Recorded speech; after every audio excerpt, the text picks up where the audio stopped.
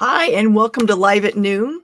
This is Dee Dee Jones with Innovative Financial, and today we're going to talk about timing your retirement. Now, timing your retirement can be a very, very big, broad idea, or even kind of tiny, like what day of the month, what day of the week, that kind of thing. So, we're going to talk about this in general categories. We get questions about this all the time. And the first thing about timing your retirement is always, are you ready for retirement? Are you mentally ready? Are you ready to retire to something as opposed to from something? That's absolutely key to retirement success. We've worried about academic success in our lives, work success, and now there's this new pressure to be successful in retirement. Well, lots of ways to make that happen. So, are you ready? Do you have a plan for how your retirement is going to work financially? That's really important. Let's talk about some of those pieces today. So, in retirement, cash flow changes from before retirement. Generally people spend less, but sometimes people spend more, especially in the very early years where they're doing the stuff that they've been putting off for years, be it travel, exploring different hobbies, etc. So getting a good sense about how our cash flow is going to change can be critical to timing. When will those changes happen? A pension, so income, can change a lot. If you are one of the lucky folks that is going to receive a pension, when that becomes available is critical, and the timing when you retire can play a big part in that. Look at your plan documents or talk with your HR folks or your friendly financial advisor, and you can find out if maybe waiting until a day after your anniversary date will bump your experience, your years at the job up by a full year, which great for you, your income goes up. So pensions have a lot of opportunity. If you're going to be relying on Social Security during retirement, you'll want to look at different claiming strategies. You may be familiar with the phrase full retirement age. That is, in the olden days, was 65. For people born 1960 or later is 67. Other folks, it's a variant, some grade between 65 and 67. But anyway, if you retire prior to full retirement age and start drawing on Social Security, if you have any earned income, like you're working part-time, that can affect the benefits that you're entitled to. So you'll want to learn more about that. We have a separate video all on that topic. And on the topic of Social Security, are you married? If so, you're going to want to spend some time coordinating the benefits between you and your spouse. If you are widowed, there are benefits available to you as a widower. And if you are divorced and not remarried, if your marriage lasted longer than 10 years, you may be eligible for spousal benefits. So there's strategies around the timing of taking all of those different benefits that you'll want to explore and understand. So that's a lot around cash that you'll want to know.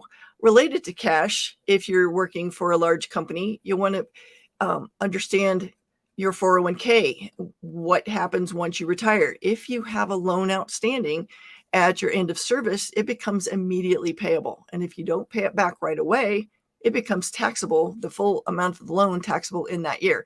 That's a situation most people want to avoid.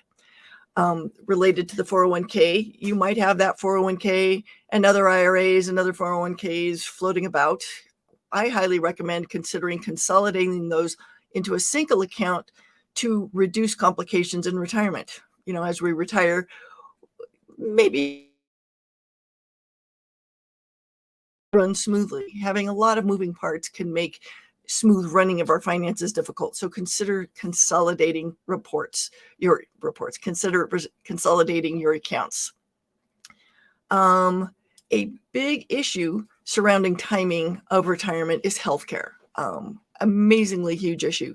If you're retiring prior to age 65, you're going to need to find health care away from a company, and you won't be eligible for Medicare yet. So probably be on the marketplace. So you'll want to learn about what those options at the marketplace are.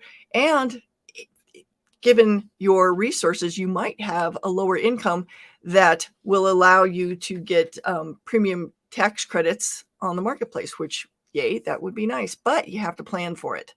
One of the things we see often with retired folks is they go, oh, I'm retiring and I'm just getting this from Social Security. When they go on the marketplace, that's the only income they enter. They didn't account for investment income or IRA withdrawals. And the bad part of that is at the end of the year, if they'd received premium tax credits, they probably got more than they should have, and they have to pay them back when they file their taxes. And that's really never a fun conversation for anybody. I hate to see that.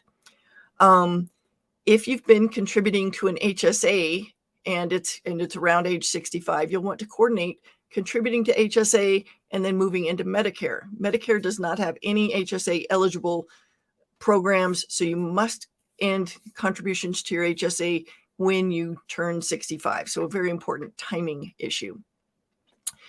And another element coming into healthcare is once you're on Medicare is the IRMAA charge, IRMAA. And that's basically a surcharge if your income is above a threshold. So if you're a single person and your adjusted gross income is over $97,000 this year, 2023, or over $194,000 if you're married, then you've got a surcharge coming your way. You're going to pay extra for your Medicare. There's often ways to manage down income, and it could be a situation of timing of income or timing of retirement. So if you have a payout that's going to happen when you retire, making sure that that's not in the IRMAA window. So something to look into that. Now, if you're disabled, there's a whole host of benefits and resources available to you healthcare wise upon retirement. And just not life insurance necessarily, but maybe your life insurance needs will have changed. It's not health insurance, but life insurance. Look and see, are there still people who are financially dependent upon you that should you no longer be on the planet need financial support? Then make sure you've got that covered. Oftentimes, by the time we hit retirement, that has gone away. If we've got a spouse, we have enough resources that if we're not here, our spouse is still in fine shape. So it's worth reviewing that. Other things to think about. If you're at a company where you have stock options, grants, or say restricted stock units, do the research, understand what those assets are and how you're leaving the company will affect the value of those. It could be working one more year. Gets that much more vesting in one of these items that will have a lot of value to you in retirement. Not timing so much, but just remember that as you retire, do review your investment portfolio and make sure that the risk strategy that you're implementing makes sense for where you are. You don't want to go, once you retire, to all fixed income. You will be eaten alive by inflation. But you don't also want to be all small cap stocks with really, really high volatility and a lot of risk. Somewhere in between. So now, those of you out there who are business owners, retiring is a lot trickier because to get value out of the company, you either need a succession plan or a plan to sell the company to someone. So that can strongly influence the timing of your retirement. Deferred comp plans have different payout schedules. Again, there's not a vesting issue, but the timing of those payouts can affect when you want to retire, or vice versa. When you retire can affect the payouts, and that will influence your financial plan. So, and a big one is a lot of folks retire and change their residence. Now, moving down the street is one thing that'll change your day-to-day costs, but moving from one state to another can have a significant impact on your costs. And one that people don't always consider is if they're already on Medicare and they've elected the Medicare Advantage program, moving from one state to another can really throw a wrench in those plans. So if you think you might be moving during retirement, traditional Medicare is probably a better choice because of portability issues. The almost last area I want to talk about is tax planning. If you're going to be relying on distributions from your IRAs, think about retiring close to the end of the year or close to the beginning of the year, because you don't want to have earned income and then layer on more IRA distributions. It just causes extra tax burden for you. So timing that close to the end of the year can manage down your tax burden a bit. If you are retiring prior to your RMDs, which begin at age 72 now, there may be an opportunity to do some Roth conversions. Oftentimes, there's a gap of time between retirement and age 72 where income is down. Your lifestyle hasn't changed, but you just have access to money that you can spend without it coming into you taxed. Doing some Roth conversions during that period of time can reduce your lifetime tax burden.